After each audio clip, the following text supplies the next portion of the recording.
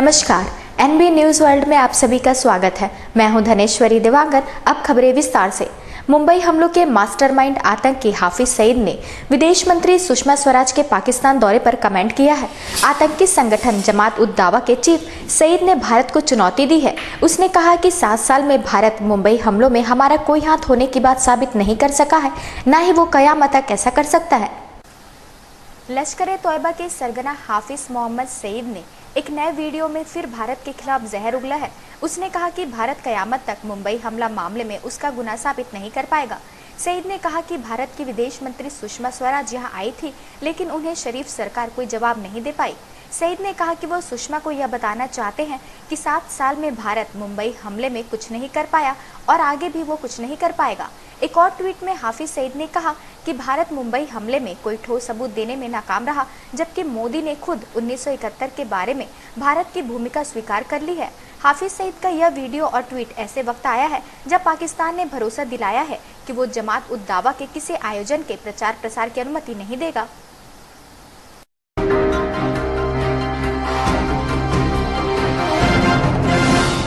मुंबई के कांदिवली में एक नाले में कार्डबोर्ड बॉक्स के अंदर 2 लाशें मिलने का मामला सामने आया है। लाशों की पहचान मशहूर आर्टिस्ट हेमा उपाध्याय और उनके वकील हरीश भंबानी के रूप में हुई है। मुंबई के कांदिवली में शनिवार को एक नाले से बरामद 2 लाशों की पहचान मुंबई की अभिनेत्री हेमा उपाध्याय और दूसरा उनके वकील हरीश भंबानी के रूप में हुई है। शव की पहचान रविवार को की गई। ज्ञात हो कि दोनों की लाश शनिवार मुंबई के कांदिवली में एक नाले में एक बॉक्स में बंद पड़ी हुई थी। मामले की जानकारी होने के बाद शवों को पुलिस ने अपने कब्जे में ले लिया। जानकारी के अनुसार वकील हरीश के दोनों हाथ बंधे हुए थे और दोनों के शरीर पर एक भी कपड़े नहीं थे। शवों को देखने के बाद अनुमान लगाया गया कि दोनों की हत्या 2 दिन पहले ही कर दी गई थी। इधर पुलिस ने बताया कि उन्हें एक सफाई कर्मी ने लाश मिलने की जानकारी दी। फिलहाल शवों को पोस्टमार्टम के लिए भेज दिया गया है और इस मामले में पुलिस जांच कर रही है और हत्यारों की तलाश की जा रही है।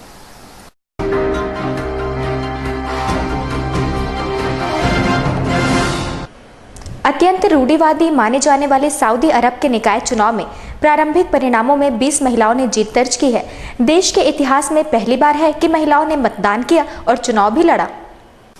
सऊदी अरब के इतिहास में सरकारी स्थानीय निकाय चुनावों में पहली बार महिलाओं के मतदान देने और चुनाव में खड़े होने के एक दिन बाद मतदाताओं ने 20 महिला उम्मीदवारों को इन चुनावों में चुना है। चुनाव में विजयी रहने वाली महिलाएं सऊदी अरब के सबसे बड़े शहर से लेकर इस्लाम के सबसे पवित्र स्थल के निकट स्थित एक छोटे से गांव तक देश के विभिन्न हिस्सों की निवासी हैं। हालांकि नगर परिषद के इन चुनावों में करीब 2100 सीटों के लिए मतदान हुआ था और महिला उम्मीदवारों द्वारा लड़ी गई ये 20 सीटें कुल सीटों का मात्र 1% हिस्सा है, लेकिन इसे उस देश में महिला सशक्तिकरण की दिशा में एक अहम कदम माना जा रहा है जहां इससे पूर्व चुनाव और मतदान के दरवाजे महिलाओं के लिए बंद थे।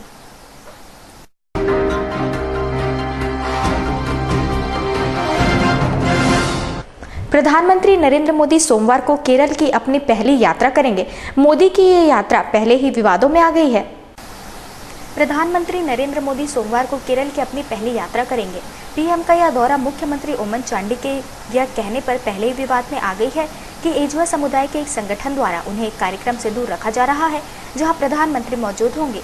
दूसरी ओर कार्यक्रम में केरल के मुख्यमंत्री ओमन चांडी को आमंत्रित नहीं करने के कथित अपमान का मुद्दा कांग्रेस आज संसद में उठा सकती है। इस कार्यक्रम में प्रधानमंत्री नरेंद्र मोदी शिरकत करने वाले हैं।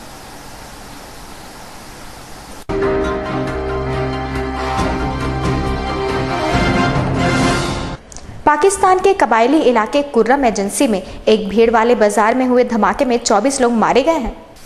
उत्तरी पश्चिमी पाकिस्तान के कबायली इलाके पारत चिनार में रविवार को एक भीड़भाड़ वाले कपड़ा बाजार में बम के जरिए धमाके किए गए। इसमें 24 लोगों की मौत हो गई और 77 लोग घायल भी हुए हैं। अब तक किसी भी आतंकी संगठन ने हमले की जिम्मेदारी नहीं ली है। पाकिस्तान सेना के अधिकारियों के अनुसार पारत चिनार में कपड़े के एक बाजार में हुए इस धमाके में 77 लोग घायल भी हुए हैं। रिपोर्टों में कहा गया कि धमाके के सिलसिले में 2 संदिग्धों को हिरासत में ले लिया गया है। ब्लास्ट के वक्त लोग ठंड के सेकंड हैंड कपड़े खरीद रहे थे।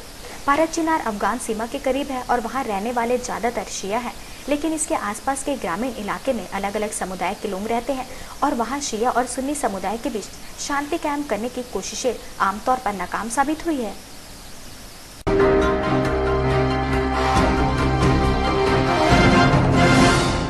सीरियाई विद्रोही द्वारा कब्जाए गए पूर्वी दमिश्क में कल हुई बमबारी में 45 लोग मारे गए। सीरिया के दमिश्क में विद्रोहियों के बढ़ते हमलों से 45 लोगों के मारे जाने की खबर है। एक स्कूल पर भी बम गिरने से कई बच्चे घायल हो गए। विद्रोहियों के रॉकेट से हमले में दुमा, हरास्ता, सागबा और अरबिल में बहुत नुकसान हुआ। ये इलाके विपक्ष के नियंत्रण वाले पूर्वी घूटा क्षेत्र में आते हैं।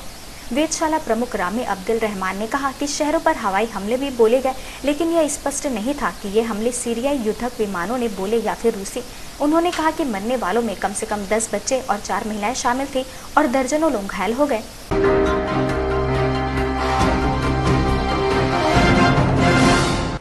निर्भया सामूहिक बलात्कार मामले में नाबालिग दोषी की रिहाई में 2 दिन से भी कम का वक्त बचा है। ऐसे में पीड़िता के अभिभावकों ने अंदेशा जताया है कि वह समाज के लिए खतरा हो सकता है और उन्होंने मांग की है कि उसे रिहा करने से पहले उसकी मानसिक स्थिति का आकलन किया जाए। पीड़िता के पिता ने कहा कि हमारी मांग है कि उसे मुक्त घूमने की अनुमति न दी जाए। वो समाज के लिए एक खतरा है। उसे रिहा करने से पहले उसकी मानसिक स्थिति का आकलन किया जाए ताकि वह किसी और लड़की पर हमला नहीं करे, जैसे कि उसने हमारी बेटी के साथ किया। रिहा हो रहे दोषी की उस समय उम्र 18 वर्ष से कम थी। ऐसा माना जा रहा है कि निर्भया मामले में उसने ही सबसे ज्यादा घातक चोट पीड़िता को पहुंचाई थी। इस घटना के 13 दिन बाद निर्भया के अस्पताल में मौत हो गई थी।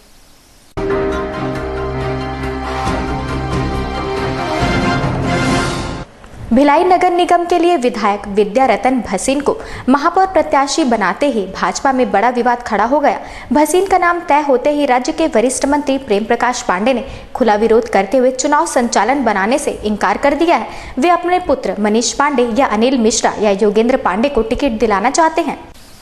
प्रेम प्रकाश पांडे के बगावती तेवर को देखते हुए भाजपा ने तत्काल दूसरे मंत्री राजेश मूणत को चुनाव संचालक बना दिया। काफी जद्दोजहद के बाद रविवार की शाम प्रदेश भाजपा अध्यक्ष धर्मलाल कौशिक ने भिलाई से लगे वैशाली नगर के विधायक और पूर्व महापौर भसीन के नाम का ऐलान किया।